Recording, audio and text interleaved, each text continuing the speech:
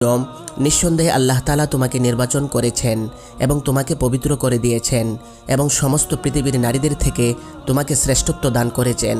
হে মরিয়ম, তুমি খালিসভাবে আল্লাহর ইবাদত করতে থাকো রুকু সিজদাকারীদের সাথে। আসলে হজরত মরিয়ম আলাইহিস সালামকে যেই কারণে নির্বাচন করা হয়েছিল তার বাস্তবায়ন তখনও বাকি ছিল। তিনি দিনরাত আল্লাহ তাআলার ইবাদত বন্দেগীতে মশগুল থাকতেন।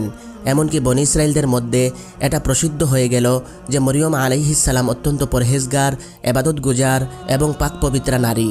ফলে সমস্ত মানুষেরা মরিয়ম আলাইহিস সালামকে অনেক শ্রদ্ধা করতেন। অতঃপর সেই সময়টি আসলো যখন হজরত জিবরিল আলাইহিস সালাম মরিয়ম আলাইহিস সালামের কাছে আগমন করল। মরিয়ম আলাইহিস সালাম একজন পরপুরুষকে কামরার মধ্যে দেখে বিচলিত হয়ে গেলেন, কারণ জিবরিল আলাইহিস সালাম তার কাছে মানুষের রূপে এসেছিলেন। হজরত মরিয়ম আলাইহিস সালাম জিবরিলকে দেখে বললেন, তুমি যদি আল্লাহ তাআলাকে স্বীকারকারী কোনো মানুষ হও তাহলে আমি তোমার কাছে আল্লাহর ওয়াস্তে